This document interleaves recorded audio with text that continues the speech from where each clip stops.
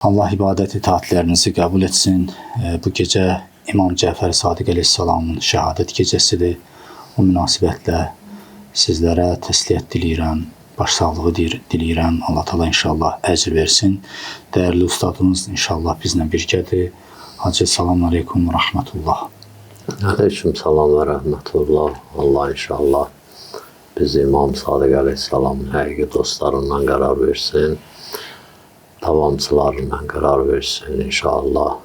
Məktəbinə əməl edənlərdən qərar versin. Allah bu şəhadət münasibəti ilə tamamən möminlərə əcri savab əta eləsin inşallah. Amin inşallah. Hacı İmam Cəfər Sadiq əleyhissalam bizim məzhəbin rəisidir. Biz həm də Cəfəri adlanırıq. Bu təbii ki, müəyyən şərait yarandı ki, İmam Cəfər Sadiq əleyhissalam Peyğəmbər elmini, Allahın elmini onu təsnifata bölsün və bütün sahələrdə alim şəxsiyyətlər yetişdirsin. Bu, onun dövrünə təsadüf eləyən bir fürsət idi ki, İmam da ondan yüksək səviyyədə istifadə etdi və mən məsələn İmamın bir neçə xüsusi sahabələri, şagirdləri haqqında buyurduğu sözlər var. İstəyirəm bir ikisinə toxunum, sonra sizin inşallah izahınızı istəyərəm. İmam, məsələn, bir var ümumi yetişdirdiyi tələbələr, bunlar öz yerində. Məsələn, bunlar moizələr eləyirdi, insanlar arasında nəsihətlər eləyirdilər, ümumi elmlər yayırdılar, istər təfsir sahəsində, istər fiqh sahəsində. Amma bir də var xüsusi yetişdirdiyi tələbələr. Məsələn, onlar həm də eyni zamanda bir müştehid idilər. Mütəxəssis idilər, fəqih idilər. Məsələn, Əban ibn Təğləb haqqında yazırlar ki, deyir, gəlib imamın hüzuruna yetişəndə, imam deyir, evdə idi, imamın yanına daxil olanda oturdu, bir qapının kandarında oturdu. İmam onu görəndə tez əmr elədi ki, öz qulamına, getir, mitəhkə gətir, qoy, ver Əbana ki, o söykənsin. Yəni, o cür hörmət eləyir. Və yaxud buyurdu ki, mən sevirəm ki, sən fətva verəsən, oturasan məsciddə insanlara fətva verəsən. Və yaxud məsələn deyir ki, Allah Zürarəyə rəhmət eləsin. Əgər Zürarə olmasaydı, atamın hədisləri aradan itərdi. Hətta Zürarənin də barəsində vardı, iclis fil məscid fəfdir. Bəli. Məsciddə otur, fətva verir. Ümumiyyətlə, Zürarənin başqa sahələrdə, məsələn, bir başqa sahədə var, İmam Zürarəyə buyurur ki, harada gördün 2 dənə müsəlmanın arasında ixtilaf var, ged onları barışdır və aralarında olan ixtilafın maddi cəhətlərində bizim pulumuzdan ödəcinir. Bəli. İki mömin arasında deyir, əgər bir maddi problem varsa, onu bizim pulumuzdan ödə. Hətta tarix yazır, elə bir hadisə baş verib. Deməli, 2 nəfər deyir, 2 mömin aralarında maddi bir problem çıxmışdı və onu bölsün də pulu yox idi, imkanı yox idi ödəsin. Və imamın sahabəsi o cür onu görəndə soruşur, deyir ki, heç nəyim yoxdur da, nəysə satım onu pulunu verin. Götürür, pulunu ödəyir, borcunu ödəyir və təşəkkür eləyəndə həmən şəxs deyir ki, mənə təşəkkür eləmə, bəs bu İmam Sadiq əleyhissalamın puludur və onun göstərişidir ki, kaş indi olaydı elə İmam zaman Zürarədə yanında bu möminləri çıxardardı vəziyyətdən. Amin inşallah. Və yaxud hacı, məsələn, biz görürük, Mümini Taq var idi. O, məsələn, mübahisə zəminində görürsən ki, çox mahir idi, sənətkar idi. Kimsə gəlirdi, imama deyirdi ki, mən istəyirəm sənlə mübahisə eləyim. İmam buyurdu, mənlə yox. Da Mümini Taq var, onunla mübahisə elə. Deyirdi ki, yəni ki, onu istəmirəm də. Yəni ki, onun çox da elmi yoxdur. Deyirlər, sənin elmin var filan bəsməkan. Eşitməmişdi. Eşitmişdi, amma tanımırdı. Da o cür İmam Sadiq necə bir şəxsiyyətdir. İmam da buyurdu ki, onun sözü mənim sözümdür. Yəni, onu məğlub eləsənsə belə məni məğlub eləmişsən. İmam əslində həm də dəstək verirdi ki, yəni həm onların hüququn belə bərpa eləyirdi, həm onları tanıtdırırdı, həm də ki, elə yəni o adam özü də imamın onu görəndən sonra əzəmətin ki, bu cürə şagird yetişdirib, gör imam özü necədir. Ya məsələn, kimya üzrə Cabir ibn Həyyan, Həyyan məsələn o cürə. bütün sahələrdə. Hişam ibn Həkəmdir ki, ən məşhur təvhidlə bağlıdır. Təvhidlə bağlıdır. Ya məsələn, Təvhid-i Müfəzzəl məsələn. Müfəzzəl ibn Ömər, bəli. Təvhid-i Qudra. Yəni, demək olar ki, İmam Baqir əleyhissalamın dövründə ki, Bəni Ümeyyə ilə Bəni Abbasların arasında o çəkişmə başladı. Baqirül-Umum İmam Baqir əleyhissalamdır da. Bu İmam Sadiq əleyhissalamın o məktəbin deyək, mədrəsəsin deyək, akademiya deyək, institut deyək, adına nə deyilsə, onun bünövrəsini İmam Baqir əleyhissalam qoydu. Və İmam Sadiq əleyhissalamın ki, 4000 şagird yetişdirməsi, o da məşhurdur da, 4000 müxtəlif sahə üzrə. Amma mən bir dənə xanım tarixçi gördüm sosial şəbəkədə də danışırdı. Elə, yəni tarixçi idi, titulları yadıda var idi. Bu mövzuya gəldi, işarə eləyəndə dedi ki, o ki deyirlər İmam Baqir əleyhissalamın, İmam Sadiq əleyhissalam 4000 şagirdi var. Deyir, əslində o 4000 nəfər imamın birbaşa məhzərindən istifadə eləyənlər olub. Ya məsələn, bir vasitə ilə istifadə eləyənlər olub bəzisi. Amma biraz geniş götürəndə 40.000 nəfərə çatır deyir ki, məsələn, imam özü filan kəsə dərs deyirdi, o gedirdi filan yerdə dərs deyirdi bu cürədə. Məsələn, gəlib bu cürə imamın öz zamanəsində vasitələrlə də imama gəlib bağlananlar o dərəcəyə çıxırdı. Təbiidir ki, o şəraitdə imam hətta görürsünüz imama, İmam Baqir əleyhissalama, İmam Sadiq əleyhissalama da bəzi tərəfdən cəhətlərdən təpkilər olur, ondan sonra belə təhriklər olur ki, qiyama. Amma görürsünüz, nə İmam Baqir əleyhissalam, nə İmam Sadiq əleyhissalam müharibəyə o zaman da qiyam eləmir. O zaman ancaq maarifləşmənin, İslamın maarifinin, İslamın o əsaslı təməllərinin, düzgün fiqhin, düzgün demək olar ki, də bu mərifətin, ondan sonra Allahı tanımağın yollarının təzədən bərpa olunmasıdır. Çünki İmam Həzrəti Rəsulullahdan sonra və Əli əleyhissalamdan sonra bu məsələ biraz bilirsiniz də, bəzi məsələlər çıxdı ortalığa. Demək olar ki, İmam Hüseyin əleyhissalamdan sonra tam şəkildə İmam Səccad əleyhissalam 35 il təqribən imamət dövründə ancaq elə dua ilə, niyayişlə, ondan sonra bu cürə üslublarla İslamı çatdırırdı. Demək olar ki, o xələfə min bədihim xəlfün əzəus salat və təbəş şəhəvat ki, bir dəstə gələcəklər, namazı zay eləyəcəklər və həvai nəfslərinə, şəhvətlərinə tabi olacaqlar. Bu, elə öz üçün görmüşdü. İmam o Kəbəni Həzrəti İbrahim ki, bir rəvayətə görə tikib, bir rəvayətə görə təmir eləyib, Həzrəti Adəm bünövrəsini qoymuşdu. Demək olar ki, İmam Baqir əleyhissalam başladı, İmam Sadiq əleyhissalam o Kəbəni tikən kimi təzədən bunları tikdilər, təmir elədilər, qaytardılar, qoydular yerinə, yəni mümkün qədər və demək olar ki, kamilləşdirdilər nə mənada? Peyğəmbərin dini kamil idi, kamil də gəlirdi, amma çıxartmışlar, ayırmışlar çox şeyləri, Məsihiyyatdan filandan gətirib şeylər qatmışlar mövzuların içərisinə, hədisləri qarışdırmışdılar, ondan sonra demək olar ki, o müxtəlif cərəyanlar yaranmışdı, həm fikri, həm etiqadi cərəyanlar yaranmışdı. Yunan fəlsəfə kitabları da tərcümə olundu, sonraki əsrdə oldu, düzdür. İmam Rıza əleyhissalamın ən çox vaxtına düşür olar. O demək olar ki, bəzi cərəyanlar, bəzi məktəblər İmam Sadiq əleyhissalamın vaxtında aradan silinib getməsə də, ən azı Həzrət bir dənə bayraq sancdı bütün sahədəki, indi istənilən də şeydir də, yəni bir var gəlib qarşılıq düşüb, bilinmir hakim hardan geçsin, bir də var ki, bir dənə tablo vuruldu bir dənə yola ki, düz yol məqsədə aparan yol budur və o tablo da büyüyünə qədər davam edir. Yəni, başqa cəryanlar dağılmasa da, aradan getməsə də, məsələn, bəzi xurafi məsələlər, amma düzgünü də təyin olundu İmam Sadiq əleyhissalamın vaxtında və cəmaata da təhvil verildi. Bu cəmaatın ixtiyarında qoyuldu. Yəni, 4000 nəfər şagird o az deyirdi.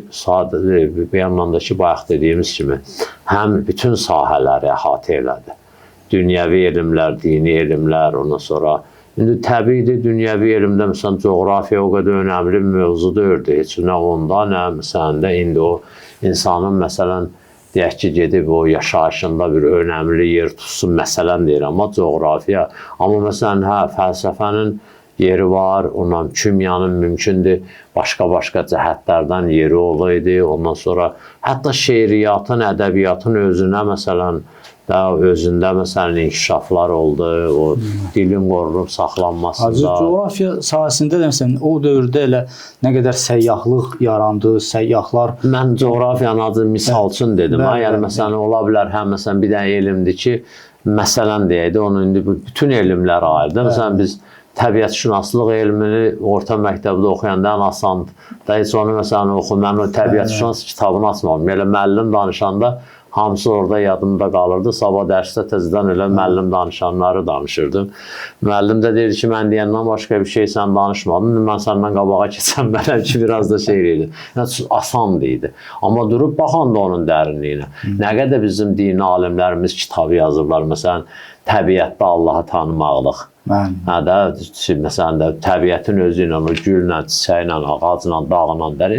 Yəni bu cür mən onu misal kimi dedim ki, ola bilər məsələn bir dənə elmin o qədər məsələn də belə önəmli deyil, amma əvəzində bir dənə elm ki, daha çox önəmlidir, o elə lazımlı dərəcədə gətirilib çıxardıldı ortalığa. Yəni demək olar ki, Həzrəti Rəsulullah nə məktəb qoymuşsa, İmam Sadiq əleyhissalamın dövründə o məktəb tam şəkildə çıxdı. Həm də ixtisaslaşma getdi. Həm də yenilik. Demək olar ki, sistematik bir formaya çevrildi. Məsələn, akademik kimi. Bəli, ayrıldı bir-birindən. Fiqh, məsələn, deyək ki, alimləri bir tərəfdə, əqaid alimləri bir tərəfdə, dini elmləri bir tərəfdə. Hətta, məsələn, şairlərin özünə göstərişlər verildi. Bunu belə deyin, bunu belə deyin, bunu belə eləyin, məsələn. Yəni, demək olar ki, ayrıldı və sistemli formada düzəldi. Hər kəsin, həm də maraqlı cəhət də bu idi ki, hər kəsin istedadı hansı tərəfdə daha çox o da təyin olundu. Onu o sahəyə yönəldildi. Durub acı, məsələn, mən bir qərb alimlərinin birinin bir yazısını gördüm bir yerdə. Deyir ki, Həzrəti Rəsulullah 23 ildə dünyaya bir dənə maarifçilik gətirdi. Bu günləri texnika əsrində ən modern dövrdə o 23 ili 200 ilə sığışdırmaq olmaz. O cürə. Yəni, indi biz durub baxanda o vaxt İmam Sadiq əleyhissalamın yaratdığı təhsil sistemi, maarifçilik sistemi, indi bizim dildə desək ki, belə həmin bu məktəb, institut, universitet, akademiya sistemi elə bir formada yarandı ki, bir gün əksəriyyəti onun üstündə, qəbul eləməsələr də əksəriyyəti onun üstündə binalanıb. Mən bir dəfə bu ASTV-nin belə də qədim, o çox orada işləmiş rejissorlarının biri ilə, dindar adamdır, adı indi yadımda deyir, oturduq təsadüfən bir yerdə söhbət edirdik. Onun o işləməyin nöş deyirəm, o məsələn də özü gedib kamera ilə çəkmişdi, hesablamışdı, onu danışırdı, yəni mən də oradaydım. Dedi ki, mən Kufiyə getdim. Yəni gedəndə elə kameramı da aparmışdım, məqsədim ziyarəti idi. Amma onları da götürmüşdüm, maraqlı. Mənə maraqlı gəldi, Əleyhisselamın Kufədəki evini çəkdim. Belə çəkə-çəkə də fikirləşdim, birdən yadıma düşdü ki, bunun məsələn, neçə dənə uşağı olub, neçə dənə otağı var filan. Elə baxdım, hesabladım, vurdum kvadrata, bu günləri dünya standartında adam başına bir evdə yaşamaqdan ötürü normal neçə kvadrat ev düşürsə, Əleyhisselamın 1400 il bundan qabaq evinin kvadratı həmin kvadratda idi. Düzdür, onun lüstru olmayıb. Ondan sonra nə bilim də belə divarının belə aboyu olmayıb. Amma əsas mövzu yaşamaqdır da, elədir, yaşamaqdır. İndi rahat yaşamaq. İndi bu, sən lüstr olsun, onsuz yatanda da söndürətsən da bunu. O lüstrin rahat yatmağa bir dəxili yoxdur. Aboyun rahat yatmağa dəxili yoxdur. Məsələn, adam var, 3 otaq almaq lazımdır ona. Öyle bir bizim zəmanəmizdə, bədbəxtçiliyimizdə. 3 otağı Evroromont eləyə bilmir, məcbur olur, gedir 2 otaq alır. Bunu qəşəng remont edirik. Yatanda da, duranda da bir-birini tapdaya-tapdaya yatıb dururlar. Nədir, məsələn, divar bəzəkli olsun. Amma divarın bəzəyindən rahat yatmağa bir dəxil yoxdur ki. Nə qədər bəzəkli olsa, uzaqbaşı ilə, məsələn, gündüz baxanda görürsən, o bax qəşəkdir. O abonun qəşəkliyi neynədir mənə? Nə yatmağımda təsir yoxdur. İndi o baxımdan deyəndə ki, məsələn, Əli əleyhissalamın evinin remontu bugünkü remonta uyğun olmayıb. Amma kvadratı bugünkü kvadrata uyğun olub. Eynən onun kimi də İmam Sadiq əleyhissalamın qoyduğu o məktəb sistemi, bir gün təhsil sistemi durub insafla araşdırsıq, ondan əslən qabağa keçməyib. Kötücü zatı elə odur. Ola bilər, məsələn, universitetlər var 10 mərtəbə. Universitetlər var, məsələn, bütün otaqların hamısında kompüteri, filanı, bəs məkanı, nə bilim, nəyi. Amma söhbət təhsildən gedir, bərbəzəkdən getmir. Təhsilin düzgün sistemi ki, bir dənə insanı savadsızlıqdan gətirir, tam bir savada çıxardır. Elmsizlikdən tam gətirir, alimliyə çıxardır. Elə bir sistem ki, orada insanın bilik baxımından, dünya görüşü baxımından ki, biz ona Üsulüddin deyirik də, heç bir problemi qalmır. Tam şəkildə onu öyrədir. O sistemlə gedir söhbət. Və bizim mədrəsələrimiz də, hovuzələrimiz də bu gün elə o sistemlə də neyir? Davam edir. Yəni, əqli məsələlər yerində, nəqli məsələlər yerində. Biz məsələn, fəlsəfə deyəndə bu fəlsəfə qərbdən çox məşhurlaşıb.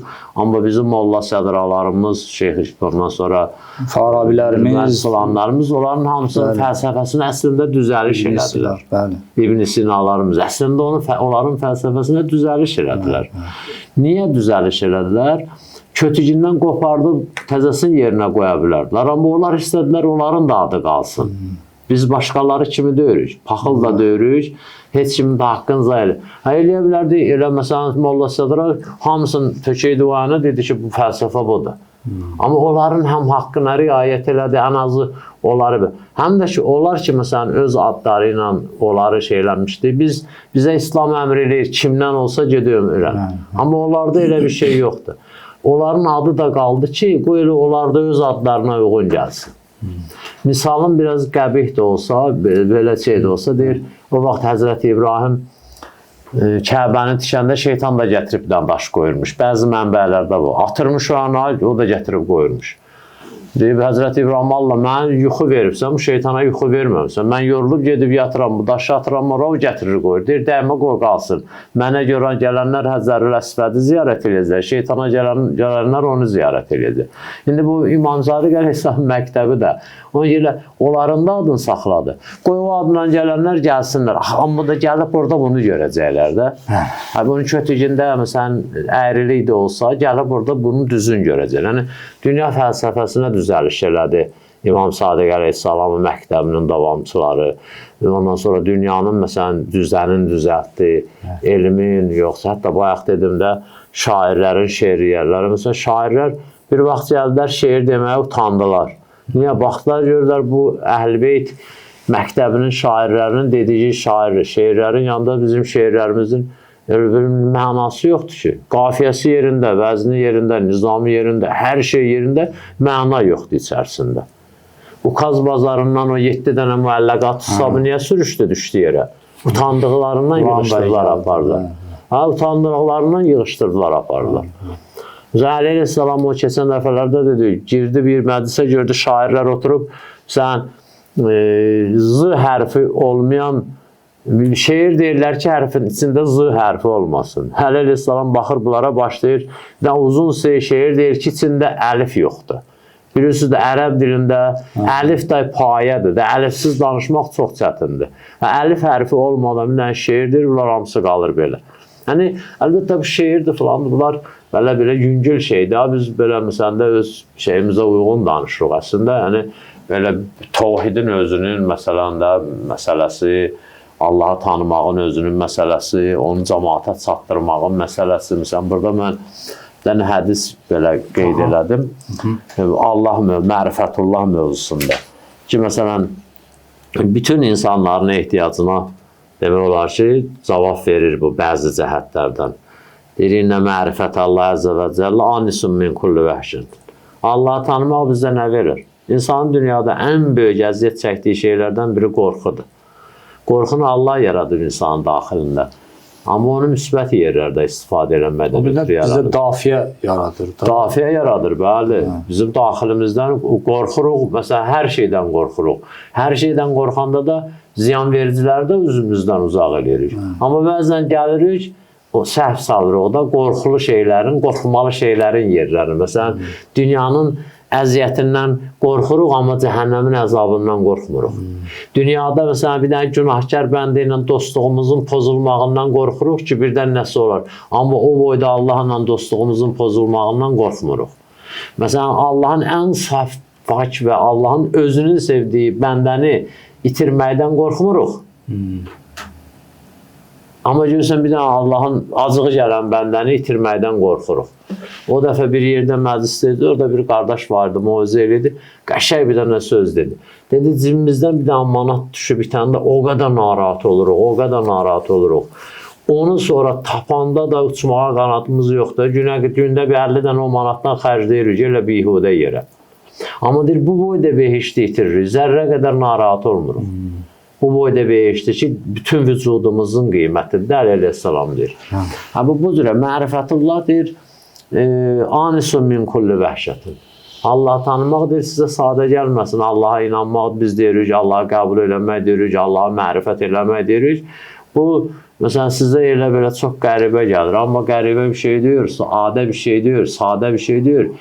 Anisun min kulli vəhşət. Hacı, məsələn, Allahı tanımayan bir insanı məsələn, biz təsəvvürümüzə gətirsək, məsələn, onun yoxluq qorxusu, yəni Allahı qəbulləməyən deməli axirətdə qəbulləmir. Ümumiyyətlə o birisi dünyanı da qəbulləmir. Yəni həyat elə budur, bu həyat da. İndi bunun yox olması, insanın ölməsi, yoxluq qorxusu bütün qorxulardan üstündür. Depressiyaya salır. Yəni ki, onu unutmaq üçün bəzən içkiyə qurşanırlar. Bəzən gedirlər müxtəlif vərdişlər eləyirlər ki, mən yox olacam. O ölüm qorxusudur, o yox olmaq qorxusunu mən unudum. Ona görə deyirdi ki, anisun min kulli vəhşət. Xausa salır insan. Bütün qorxuların hamısından insana üns yaradan. Allahın var, nüş qorxun. İmam Səccad əleyhissalam buyurur, Allah səni tapan nə itirib, səni itirən nə tapıb.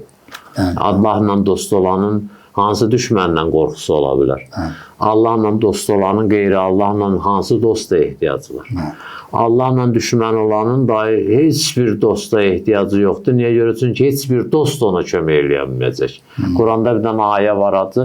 Dünənləri rast gəldi mənə. Heç elə bir Quranı oxuyanda bu 40 ildə görməmişdim onu. O da nəsə Allahın lütfündəndir. Və mən yuhinillahı fəmə ləhum min mukrim.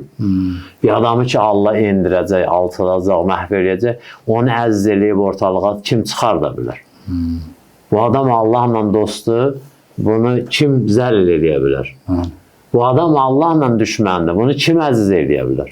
Yəni, Allahla düşmən olan gedib zəhmət çəkib özünə dost axtarmasın. Çünki o dostların heç biri ona kömək eləməyəcək. Nə də eləyə bilməyəcək. Heç gücləri də çatmayacaq. Hətta mümkündür insan bir adama gedə təklif eləyə, hətta bir dənə qeyri-müsəlmana. Deyək ki, mən bir nəfərlə düşmən olmuşam, amma gəlib istəyirəm səninlə dost olam. Soruşsa kimlə deyə Allahla. O da qovar onu yanından. Bir çıx ged buradan. Sən Allahla düşmən olandan sonra bir adam ki, Allahla düşməndir. Mən bir nəfərdən soruşdum. Dedim ki, bir nəfər mənə dostluq təklif eləyir. Çoxdan, cavan vaxtlarımda. İndi də cavansan. İndi elə deyirsən sən. Adama cavan deməklə əslində anladırlar adamı. Adam cavan olmur. Dedim ki, o mənə dostluq təklif eləyir. Necə görürsən? Belə baxdı mənə. Dedi ki, onlar bir neçə qardaşdılar, bir neçə əmi oğlu, bir-birinin heç birinin arası yoxdur. Sənlə nətər dost olacaqlar? Dedim, mən düz deyirsən. Tamam, oldu getdi. Yəni, adam düşüncəli adam olsa, baxsa görsə bir adam Allah ilə arası yoxdur. Gəlir sənlə nə vəfa eləyəcək? Bir adamın ki, yaşayışı, ölümü, ruzisi, ondan sonra necə deyirlər, varlığı, yoxluğu, hamısı bir varlığın əlindədir, onunla da o dostluq eləmir. Arxasını çevirib ona. O qapıdan üz döndərib. Hansı qapıya gəlsə, o nə bərəkət gətirəcək. Ona görə anisun min kulli vəhşə, İmam Sadiq Aleyhisselam buyurur ki, bu Allah'tır. Adam Allah'la munis ola. Allah'la dost ola. Can sənə canandan nə kim gəlsə digərlər ağrımaz, haqq bilir bir zərrə neşərdən damarlar ağrımaz. Şahə mehrindəndirmi, ya aşinalıqdandırmı? Deyir, şahə ya məhəbbətindəndir, ya şahə, bax bilirsiniz, bəzən insan o tərəfi tanımır dəqiq, zahirinə elə aşıq olur. Deyir, ya bunun eşqi çox güclüdür, ya da mərifəti yerindədir. Ona görə də başdan ayağa soyurlar, heç kefinə də deyir. Şahə mehrindəndirmi, ya aşinalı. Aşinalı yəni mərifət. Yaxşı, adamın ora mərifəti ola, mərifəti olandan sonra heç nə dayı. Və la təhinu, və la təhsinu, və əntumul əla, imkuntum mu'min. Niyə qorxursunuz, niyə qəmgin olursunuz? Siz ucasınız. Amma şərti budur ki, mömin olasınız. Mömin. Haqqun ələynə nəsrul mu'min. Elə deyir ayə. Allah Teala dedi. Bizim boynumuza vacibdir. Biz də möminlərə, dostlarımıza kömək elə. İnna Allaha yudafi'u anəl-ləzina amən. İman gətirənlərin Allah müdafiətçisi olur. İndi dünyada görürsən, bəzi çətinliklər olur, bəzi mövzular çıxır ortalığa. Bəzən bir arada adam aclığına, susuzluğuna imtihan olunur. O da adamın teynədir. Öz xeyrinədir. Allah rəhmət eləsin və şəsslənmədi. Həmişə deyirmiş, 2 rəkat namaz qılan kimi Allah 6 ay aclıqla adamı imtihan edir. Görürsən, o cür olur da. Və Allah peyğəmbərlərin də o cür eləyir. Bilirsiniz necədir? Şagirdi istəyəsən əlaçı yazasan, o şagird imtihan verməlidir. Elədir. Hansı şagirdə gəlib baxırlar. Sən bir gün yuxulu gəlibsən məktəbə, ona görə sənə 5 yazıram. Sən bir gün gecikibsən sənə, yox, 5-i ona yazdılar ki, oxuyur. Hətta müəllim istəsə onun biraz da artıra. Ona ciddiyyətlə yanaşır, biraz məsələn təkid edir, biraz məsələn üstündə durur, ondan sonra biraz danlayır ki, o biraz da çox oxusun, gəlsin yüksək. Bu imtihan, bu təbii qanundur. Allah Teala Həzrət Süleymana deyir, neynədir ki? İmtihan verdik, imtihan elədik. İmtihan eləyəndən sonra biz ona məqam verdik. Məqam nə idi? Fəfəhəmnaha Süleyman. Onu fəhmli elədik.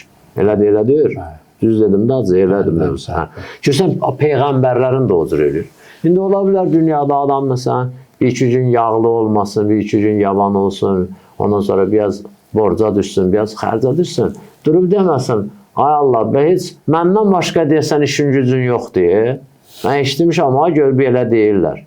Bu qədəbəndə. Məsələn, səni tanımayanlara gör nələr vermirsən. Halbuki Həzrəti Rəsulullah bazara deyir ki, ya bazar, əgər bu dünya və onun var dövlətinin Allah yanında milçəyin qanadı qədər dəyəri olsaydı, milçəyin qanadının nə qədər dəyəri var? Özü üçün dəyərlidir. Biz üçün nə dəyəri var? Belədir. Allah ondan nə biçim bir qurtum içməyə verərdi kafirlərə, nə bitikə yeməyə verərdi kafirlərə. Ona görə bəzən bu maddi aləmi belə, hətta bəzən Allah Teala layiq bilmir dünyada bir müminin payın versin.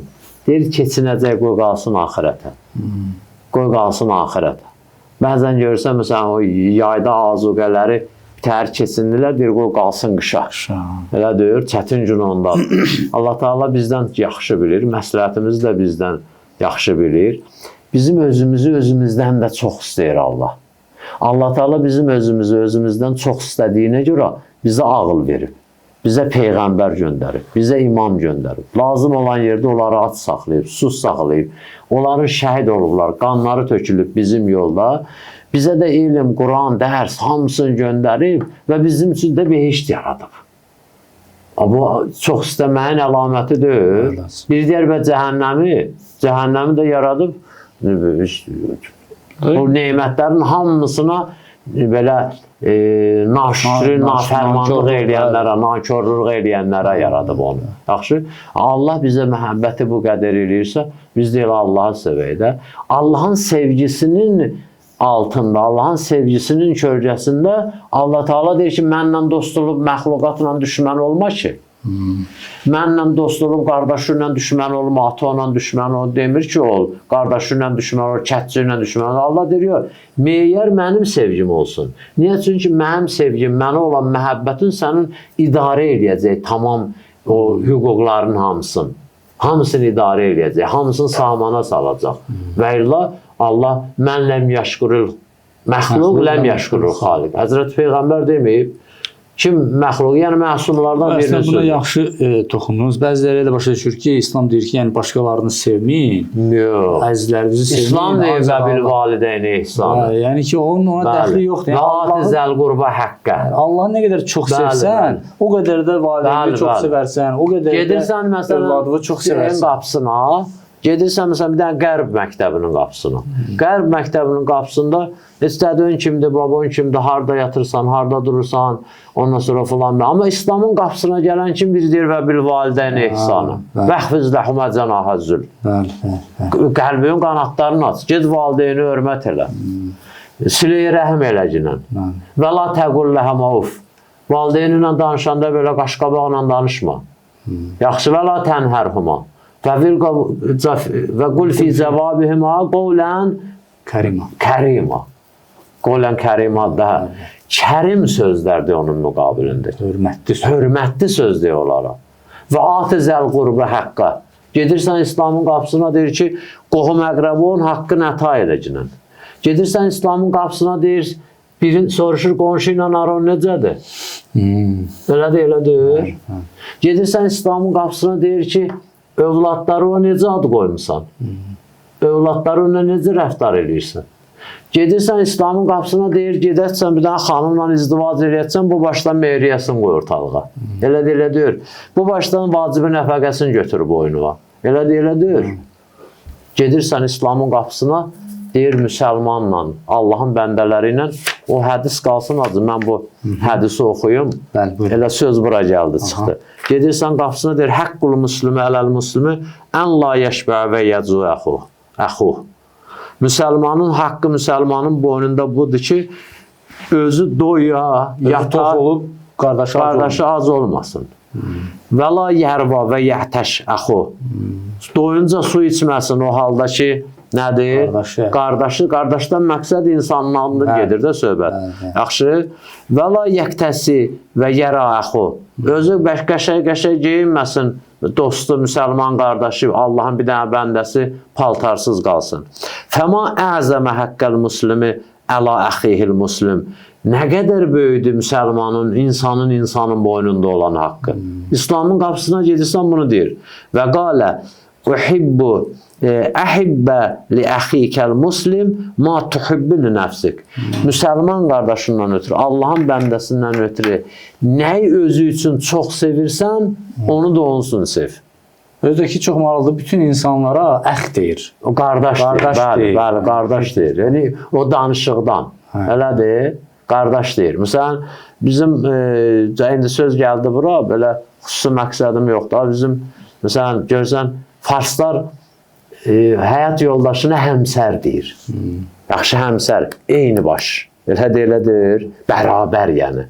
Məsələn, bizdə Azərbaycanda biraz da daha dolğundur. Həyat yoldaşı. Həqiqətən həyat yoldaşı. Hacı Bəxtiyar deyir, həyatımın yoldaşı. O biraz da məsələn dolğundur. Bu sözlər, bu ifadələr, istər milli olsun, istər bizim dini sözlərimiz olsun. Bunların hamısı insanları vadar eləyir nəyə? Səmimiyyətə, mehribansılığa. Zovcədə, bəli, cütlük. Bəli. Yaxşı, özdə bərabər hüquqlu cütlükdən gedir də söhbət. Yaxşı, deməli, amma o biri məktəblərdə bu yoxdur acı. Sən evlənirsən, hardan, nə edəcəksən, heç nədə dolanın. Qərb ölkələrinin əksəriyyətində uşağı bir gün biri verir yeməyin, biri verir yeməyin. Amma İslam onu demir. İslam deyir ki, kişinin boynuna, atanın boynunadır. Bu cürə mövzular. Yaxşı, budur Allaha sevgi, bu cürə neynir? Bütün sevgilərin hamısının, mövzumuz bu idi da, idarə edir, düzəldir, sahmana salır, tənzimləyir. Amma sən geçsin, məsələn, gəlsin, məhəbbətin mənə olsa, mən ancaq o şəxsi mənafiyimin çərçivəsində eləyəcəm. Birdən istəsəm də əhatə eləyəmirəm axı. Mənim nə qədər dərrakəm var. Biri oturub dərənin içərisində, biri dağın başındadır. Kim kimlə məlumat almalıdır? Dərənin içərisində sən aran görürsən, özündən başqa. O hündürdə olan qəşəng hər tərəfə əhatəlidir də. Hacı, həm də bu sevgi, məhəbbətin təzahürlərini biz məsumların rəftarında da görürük. Məsələn, onlardan çox Allahı sevən yox idi ki. Məsələn, Peyğəmbər Allahı nə qədər sevirdi, İmam Əli Allahı nə qədər sevirdi. Amma o qədər də insanları çox sevirdilər ki, yəni hədudları yoxdur. Təbiətidir o. Məsələn, mən indi orada qazpetçi yanır da. Gedib əlimi qoysam qazpetçinin üstə o yana nə olacaq? Yanacaq da. Əlimi aparıb xaladenin içinə qoysam nə olacaq? Buz bağlayacaq da. Onun təbii xasiyyətidir. Bu da təbii xasiyyətdir. Adam, insan nə qədər bu elektrik cəryanının mənbəyinə yaxın olsa, o qədər. İndi də düzəlib, şükür Allaha. O vaxt, Sovet hökumətinin vaxtında kim transformatordan uzaq idi, o ən zəif işıqda idi. Bir dənə də evdə alıb qoşurdu. Günün ekranında çıxırlar, qonşular, sən Allah tok peşlərini çıxardın, qoy televizora baxaq. Elə deyir. O mərkəzdən nə qədər uzaq oldun, o qədər zəif olur. Yaxşı, indi eyni onun kimi kim o mərkəzə nə qədər yaxın olsa, onun da necə ot yandırır xasiyyətidir, su, məsələn, buz dondurur xasiyyətidir. O mərkəzə yaxın olmağın xasiyyəti də insana qayıtır. Allahın mənə məhəbbətimdən ehtiyacı yoxdur ki. Allah istəyir, görürsən ki, bir nəfərin alında bir şey var. Onu zay edəcək. Gedirsən, yalvara, əlindən alırsan, deyirsən, məsələn, adi bir misal verim, deyim də, məsələn, biz hamımız maşın sürürük. Görürsən, mən ön gedirdim, gördüm, biri qalıba vara, dönə bilmir. Dönə bilmir. Adam da bilmir, yaxınlaşıb, buna söz desəm, pisini belə reaksiya verər. Mən belə pəncərəsi açıq dedim, icazə verirsən, dedi, özüm dönəcəm, yox, sürmək istəmirəm. İcazə verirsən, mən sənə deyim də, durum, məsələn, sən belə qalmış divara saxlayırsan. Amma mən eləyim də, dedi, yox işte, dedim, mən duracam divarla maşının arasına, dəysə mənə dəyəcək, narahat olma, biraz da güldü. 2 dəqiqə orada, biraz o yana, biraz bu yana çıxdı, getdi. Amma özü qalsaydı orada, bəlkə də bir saata da çıxamayacaqdı. Yaxşı, eyni adam görür ki, bu bacarmır. Gedib yaxınlaşırsan, ona yol göstərirsən. O da düzgün nəticə ala bilir. Allah deyir, hansı qapıya gitsin, sən düzgün nəticə ala bilməyəcəksən də. Gəl bura, buradan mən səni yönəldəcəm. Mənim sənə ehtiyacım yoxdur ki. Sən məni sevdin, sən yox idin. Həl ətə ələl insanı hinun minəddərəm ləhqül şeyən məskura. Allah deyir, adam, sən təşəbbür edirsən, qara gün. Nəyə təşəbbür edirsən? Gör bu dünyanın yaranmağından neçə milyon il keçmişdi, heç sən yada düşmürdün. İndi gətirib mən çıxartmışam səni ortalığa, qudurubsan.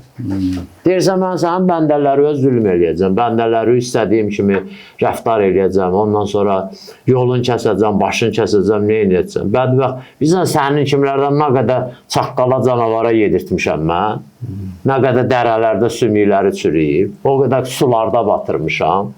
Sonra da cənazəsini çıxartmışam çölə, demişəm, baxın, bu ida sizə Allahlıq eləyən. Gör nə günə qalıb, yiyib.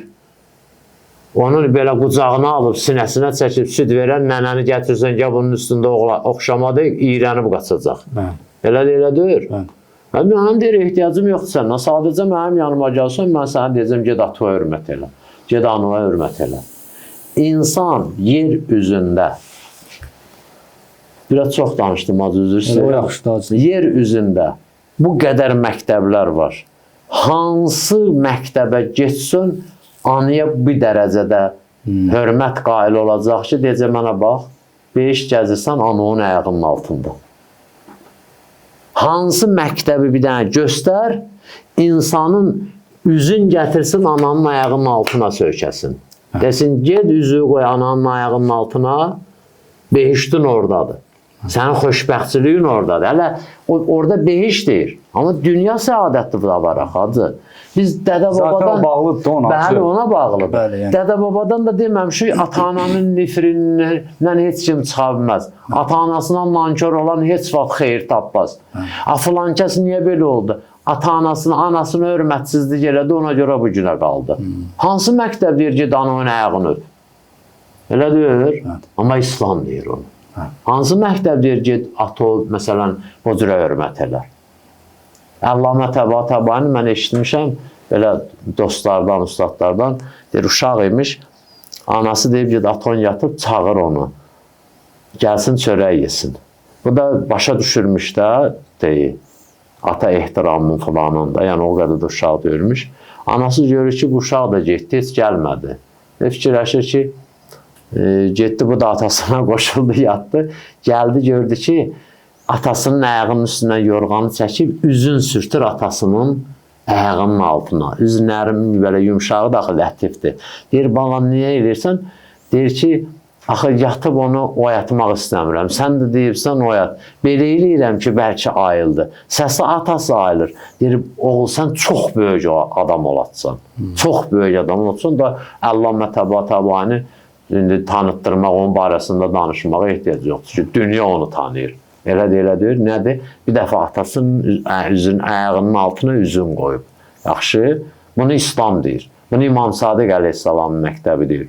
Amma get başqa məktəblərdə demir, amma başqa məktəblər deyir ki, get ata hörmətsizlik elə. Amma bu cürə demir. Bəli. Bu cürə demir. Yəni istəsə də deyə bilməyəcək. Niyə? Çünki o məktəblərin hamısı dünyada məhduddur, dünyaya məhdudlaşıb. Ahirətə məhdudlaşan, hətta ahirətdə qeyri-məhdud olan məktəb İslam məktəbidir. Elə deyil. Beşdə getdir, ərzuha ki, ərz-i səmavatı vələrsin. Ya ərzuha ərzus səmavatı vələrsin. Yerin göyün önündədir. Allah sana verir orada, gəz yolda. Çıxırsan 3 kilometr getməyə, saat yarıma gedə bilmirsən. Xaçdan. Allah Taala sürmək istəmirsən, ged orada 2 dənə qanat. Özdə, hələ o qanat da misal da, təmsildir bəlkə. Çünki o beşdə deyir, nə iradə eləsə o olur. Adam istəyir, məsələn, dursun birdən geçsin nəsə. Məsələn də bizim milyon kilometr var. Elə iradə eləyən kimi gedir, düşür. Yaşamaq istəmirsən, innəl axirətə ləhiyyəli həyəvandır. Ən yaxşı yaşayış yeri axirət yeridir. Bəs bu cürə İmam Sadiq əleyhissalam deyir, o bütün qorxulardan Allah insanı, mən oxuyum, tamam bilim, sonra adı siz danışarsınız. Vaxtınız misal var? Tamam ol. 5 dəqiqə var, vaxtda. Onun adı siz elə 5 dəqiqə anlaşır. Yox, hacı, buyurun, estağfurullah, o nə demək? Bəli. Və sahibun min kulli vəhdətin. Allah Taala bütün təkliyin yoldaşıdır. Bütün təkliyin. İnsan ən axır belə bir gün insan tək qalır da, qəbirdə demirəm ha. Dünyada bir gün insan tək qalır. Belə ən azı belə nəsə də hadisə olur, qeyri adi halda insan oturub tək bilmir neynəsin, kimlə söhbət eləsin. İstəyir girə internetə, işıq söndürür, internet kəsilir. Ondan sonra qalır, oturur belə elə. Və niyə biz heç vaxt tək qalmıyıq? Kimlə dost olur? Allahla. Və sahibi min kulli vəhdətin. Bütün təkliyin hamısının yoldaşı Allah Taaladır. Və nurun min kulli zulmətin. Bütün zülmətlərin işığı Allahdır. Bax, dünyada bu işığı işıqlandırır. İndi bu sönsə lampa yandıracaq. Lampa olmasa şam yandıracaq. Şamda olmasa nə edəcək? Qaranlığa qalacaq. Elə deyir. Amma bütün vəziyyətdə nur Allah Taala, Allahın nuru səmavatı vələrz. Ayə elə demir. Yox, Kumeyl duvarıcının axırında oxuyuruq. Ya nurəl müstəfişinə minəz-zuləm. Ey qaranlıqlardan qorxanların nuru. Qaranlığa həssasiyyətin var, qaranlıqdan qorxursan, Allah. Göz-gözü də görməsə, Allah orada sənə nur verəcək. Ən böyük zülmət də qiyamətin zülmətidir ki, Allah Taala ora ayədə möminlərin nuru deyir, təsha. Elə deyir. Təsha nuruhum beyne eydi. Bəli, qarşılarında nur belə hərəkət eləyər də, çalışar, o yana bu yana düşər, hər tərəfə. Elə deyir.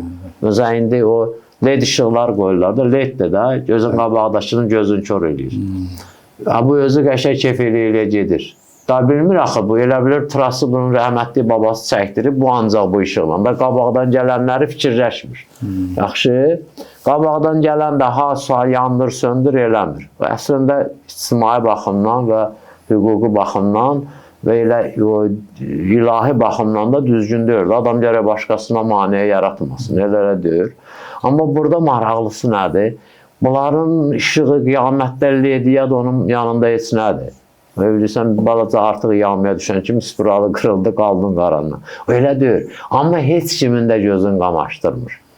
Maraqlısı budur ki, onlar ki o nurdan məhrumdular, günahkardılar. Onlar o nuru görürlər, amma o nur onların ayağının altına nə eləmir? İşıq saçmır. İşıq saçmır. Ona görə deyərlər ki, bəs bizə baxın, Biz də işıq nəqtəbis min nurikum, biz də götürək sizin nurunuzdan. Onlar deyir ki, yox, dönün deyir arxavıza, oradan deyir nur gətirməlidir. Əfizu minəlma deyir, bizə su verin. Deyir, Allah'ım o sizə o su, bəzən bir ayətdə var axı deyir, o sudan bizə verin. Deyir, o hər Allah onu sizə haram edir, biz verənmərik. Dünyada deyir ki, burasan qapazı başıma alasan, içəsən, mən qalamsız. Orada sənin dodaqların partlayanda, heç mən istəsəm də verə bilməyəcəm. Çünki Allah Teala onu ona haram oluyor. O alsa da məndən, yəni ala bilməz, alsa da onun suyu var orada. Həmim. Allah iraq eləsin. Allah ümumiyyətlə heç insana göstərməsin onu və insanlara da ağıl versin ki, özlərin gətirib qiyamətdə gül kimi Kovsər suyu qala-qala, behiştin o gözəl, bal dadlı, şəffaf sulayları qala-qala, geçsinlər qıslinə və həmimə möhtac olsunlar. Hələ o məsələn, Ər-Rəhman surəsi ki deyir, Yursəli aleykuma şuvazun min narin və nuxasın fəla təntəsiran, başınıza göydən ərimiş mis və dəmir töküləcək, heç kim də sizə kömək eləməyəcək. Yəni, o suyun barəsində deyirlər, bəzi təfsirlərdə deyirlər, o suyu içəcək, içərdən yanın məhv olacaq. Bəzi də o ayənin zahirindən deyirlər ki, atacaqlar suyu üstünə, yandırıb məhv edəcək. Su istəyəndə onu verəcəklər. Yemək istəyəndə o qıslı və la taamın ilbamin qıslı oturaq. Ondan verəcəklər. Ya zəriyə var ki, o da tikanlı. Tikanlı bir şey kimi, hə. Balığı yəndə bir balaca sümüyə qalır boğazında, neçə gün əziyyət çəkirsən. Onda qalmışdı, tikanlı bir şey verəcəklər, ye. Özə yemirəm deyir, istəmirəm, acımamışam. Zəqqum ağacıdır. Zəqqum ağacı, şəzərət ustaq, zəqqum bəli. Kənnət təloha, ruğulsuz şəyatindir. O gülləri şeytanın başı kimidir. Yaxşı. Özə məcburi Tənbutu fi əslil cəhəm, təxrucu fi əslil cəhəm. Cəhənnəmin ortasından bitir o ağac. Bitir, cəhənnəmin ortasından bitən ağacı nə olacaq? Mən xəbsə ma'u xəbsə səməruh demir. Nəyin suyu pis olsa meyvəsi də pis olacaq. Cəhənnəmin içindən çıxan ağac nə olacaq? Simirin qalmasının dadını verəcək, yox, elə cəhənnəm dadı verəcək. Allah uzaq eləsin. Allah uzaq eləsin. Allah heç kimə qismət eləməsin inşallah. Allah bizi hidayət eləsin və qüvvətun min kulli zəfin, Allah Taala'nı tanımaq bütün zəifləri qüvvətləndirməkdir və şifaun min kulli suqmin, Allah'ı tanımaqlıq bütün xəstələrin şifasıdır. Allah inşallah bizi bəyəndiyi bəndələrdən qərar versin azı. Çox sağ olun, təşəkkür. Mən sizi yordum, nəyi var? Allah kömək olsun. Allah razı olsun, təşəkkür edirik. Allah inşallah bizim hamımızı Əhl-i-Beyt tərəfdarlarından, İmam Sadiqin tərəfdarlarından qərar versin inşallah. Amin. Çox sağ olun, təşəkkür edirik. Allah'a əmanət olun, çox sağ olun.